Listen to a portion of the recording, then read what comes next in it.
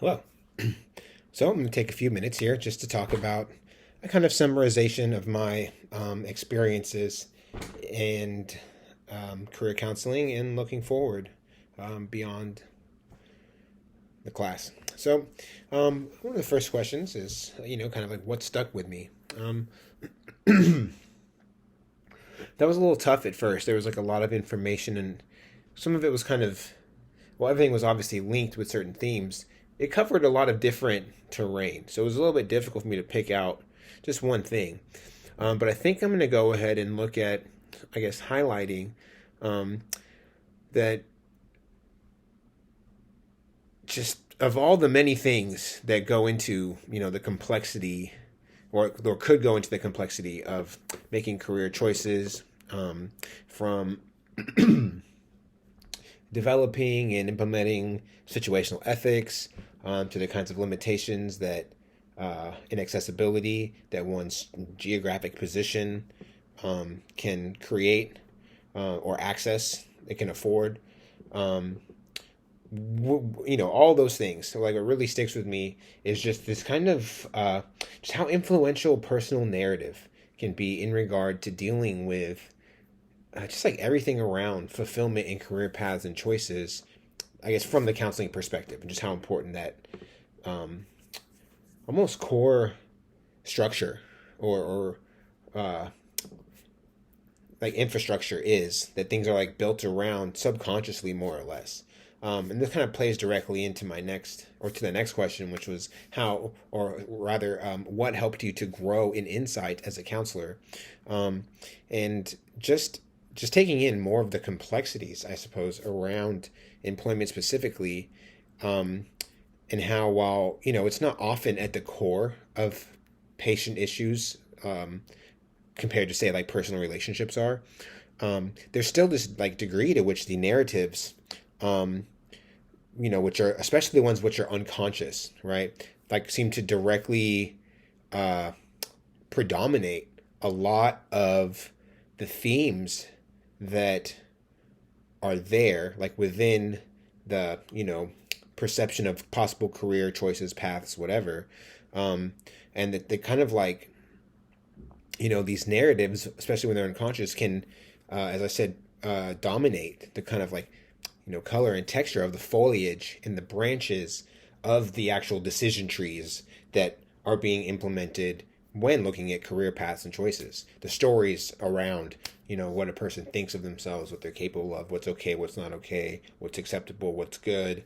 All those really come into a really strong play.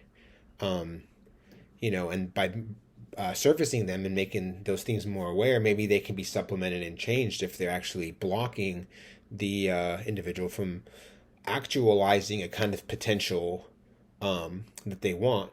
Uh, for instance, in supervision, one of my colleagues has a client who is aspiring to be a type of artist, but also working in the restaurant scene right now. And there's a lot of surfacing themes around fear of failure and success, and that if what is a good or acceptable career path that sort of exists simultaneously to this really strong drive to be a professional artist, a belief in the talent that exists and the capacity to like work hard and make that dream come true. And it's the surfacing and the working with these themes that's like opening up the pathway for the patient. It's really interesting to hear and see that, I guess. um, Next question: what are your next steps in moving forward and advocating in the area of career counseling and development in the micro and macro levels? So not directly in the broad context, I felt really broad, like just career counseling as a whole.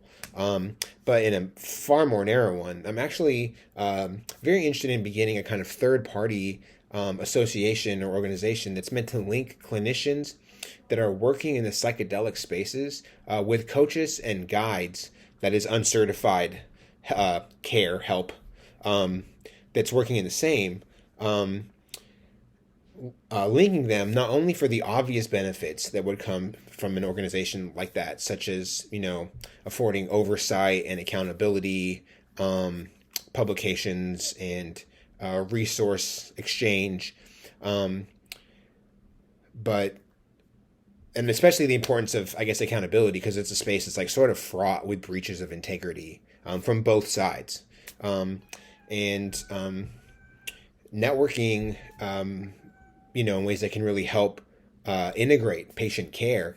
But relative to career counseling specifically, this, association organization would provide help, resources, guidance, mentorship, direction to aspiring clinicians, coaches, ministers, and guides that are looking to substantiate themselves in a career in that sector. Similar to like the ADA, I guess, in a sense. And we have like the APA. It's a much broader, umbrella organization covering all of, American psychology, psychotherapy. So more narrow in scope and specified for individuals really looking to grow into that field, as like the interest is like, skyrocketing in recent years. And I guess closing out, for myself, actually, after doing all, excuse me, kitty, shh, I'm filming a video. Can you hush, please? Shh. Dude, hush. For myself, after going through all of this in classwork, even though I've already kind of felt like I have a pretty clear sort of line of sight on my own career goals and like end game, I think it could be very helpful to get some briefer career counseling in specific steps that could be helpful in supplementing some of the goals that I have where they don't have as clear of a pathway as like an academic program to follow, graduate through certification and licensure. It's a pretty clear pathway with, well-defined steps. Some of the other things I like to do within the space have very, very less defined steps. So I think that getting some career counseling on my own could actually be really helpful.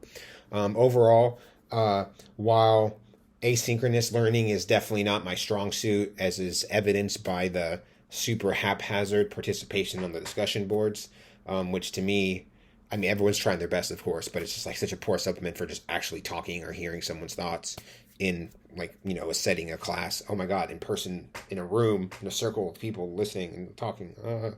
Can't even remember what that's like almost.